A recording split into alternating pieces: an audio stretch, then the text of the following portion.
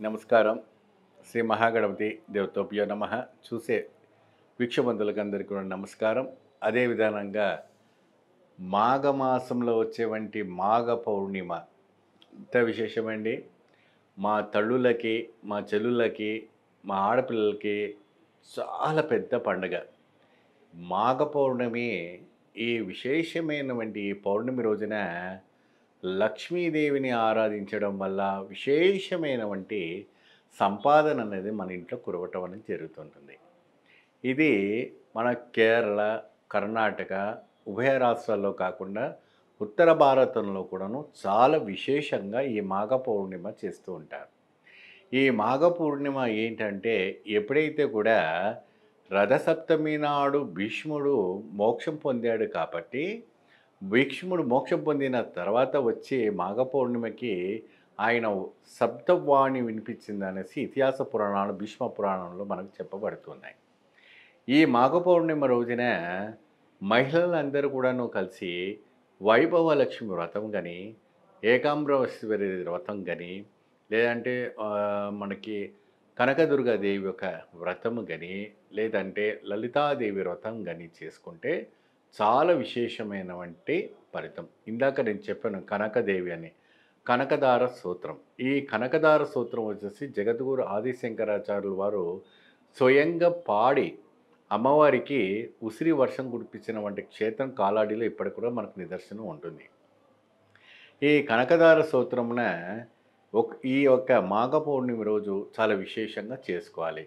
ఇంకోటి నిరంతరంగా ఇంట్లో డబ్బులు నిలబడటం లేదా, మీ వారికి జాబు నిరంతరంగా ఉండటం లేదా, మీ పిల్లలకి చదువు ఎక్కట్లేదా, మీకు అప్పులు బాగా ఉన్నాయా, మీకు అనేక రకమైనటువంటి సమస్యలు బాధపడుతున్నారా, కటిక దరిద్రంలో ఉన్నారా, అయితే ఈ మాఘ పౌర్ణిమ రోజున నేను చెప్పిన విధానంగా మీ ఇంట్లో ఈరోజు మీరు ప్రత్యేకంగా పూజ చేస్తే అయితే మాత్రాన ఈ యొక్క కట్టిక దరిద్రం నుంచి బయటపడడానికి చాలా చాలా సులభంగా ఉంటుంది.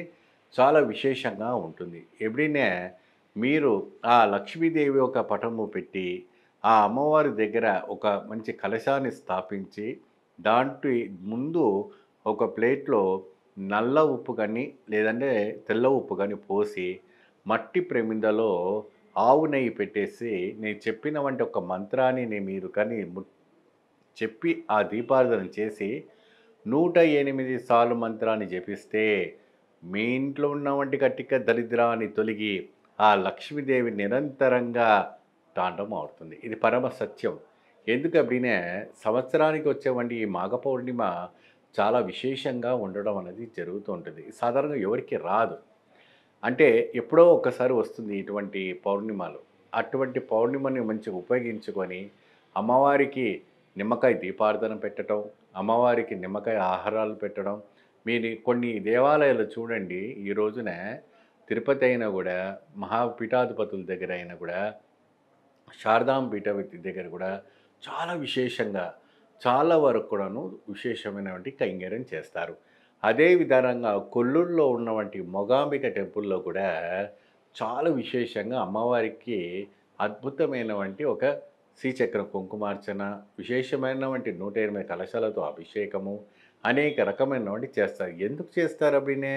లోక కళ్యాణార్థం కోసము. వాళ్ళ దగ్గరికి వచ్చేవంటి భక్తులందరూ కూడా పాజిటివ్ ఎనర్జీస్‌తో వెళ్ళడం కోసం చేయవలసినవంటి కైంకర్యం. అదే పాజిటివ్ ఎనర్జీస్ మీరెందుకు చేసుకోకూడదు? మీ ఇంట్లో చేసుకోండి. మీ ఇంట్లో అన్ని విధాలుగా మీ ఉద్యోగం మీ వారికొస్తుంది. మీకు ఆరోగ్యం స్థిరంగా ఉంటాయి. మీ పిల్లలు కూడా బాగా చదువుతారు. మీ యొక్క ఐశ్వర్యం అభివృద్ధి అవుతుంది. ఇది 100కి 100% ఇది చేసి చూడండి. తప్పకుండా జరిగి తీరుతుంది. మాఘ పౌర్ణిమ ఈవినింగ్ మధ్యరాత్రి 12కి చేసుకోండి. మధ్యరాత్రి 12 గంటలకి చేయవలసినటువంటి ప్రక్రియ. ఇది 6 గంటలకి మధ్యాహ్నం చేసేది కాదు. మధ్యరాత్రి 12 గంటల నుంచి 1 గంట వరకు ఈ పని చేస్తే ఇంట్లో నట్టింట్లో లక్ష్మి కురుస్తుంది. ఖచ్చితంగా 100కి 100% దానికి తిరిగే లేదు. అమ్మవారిని కలశం కూర్చోబెట్టి, అమ్మవారిది ఒక అష్టోత్తరం అంతా చదివి, నేను ఇచ్చేవంటి ఒక మూల మంత్రాన్ని మీరు జపం చేసుకొని, అమ్మవారికి ఒక దీపారాధన చేసేయండి. నెయ్యి దీపం పెట్టి, తామర ఒత్తులు పెట్టి, అమ్మవారికి దీపారాధన చేయండి. చేసిన తర్వాత నివేదన ఏం పెడతారు అప్పుడినే ఒక క్వశ్చన్ వస్తుంది. అమ్మవారికి ఇష్టమైనటువంటి నివేదన ఏంటంటే గుడాన్నము, గుడా పాయసము, గుడాన్నము, గుడా పాయసము లేదంటే సాబుదానా పాయసం లాంటివి ఏదైనా కూడా మీ యొక్క సాంప్రదాయానికి సంబంధించినటువంటి పాయసం బెల్లంతో కూడిన వంటిదై ఉండాలి. పంచదార అస్సలు వాడకూడదు. ఇంకోటి ఏంటంటేనే దీంట్లో అడవి ఇలాయచీలు వేసినా, లేదంటే మన ఇలాయచీ కూడాను దాన్ని ఒక ఇత్తులు కూడా వేసి, ఆ అమ్మవారికి సుగంధ పరిమళాలతో నివేదన ఇస్తే చాలా అద్భుతమైనటువంటి ఒక పరిమళం వస్తుంది.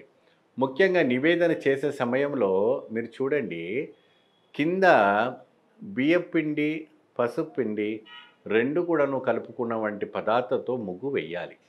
ఆ ముగ్గు ఎలా వేయాలి? మీ గుడిలో ఉంటున్నవంటి శ్రీచక్ర ఆకృతితో ఉన్నవంటి శ్రీచక్రాన్ని, ఆ ఆకృతితో ఉన్నవంటి ఒక శ్రీచక్రాన్ని అమ్మవారి ముందు వేసి, ఆ నివేదనకు ముందు గులాబీ పువ్వులు గానీ, చామంతి పువ్వులు గానీ, మరి ఇదేదైనా కూడా సుగంధంకు పరిమళమైనటువంటి పూలతో అక్కడంతా అలంకరించేసిన తర్వాత ఆ పాయసాన్ని అమ్మవారికి నివేదన పెట్టాలి.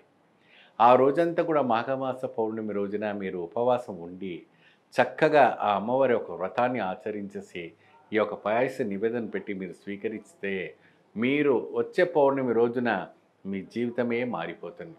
ఇది సత్యం పునరసత్యం. నమస్తే.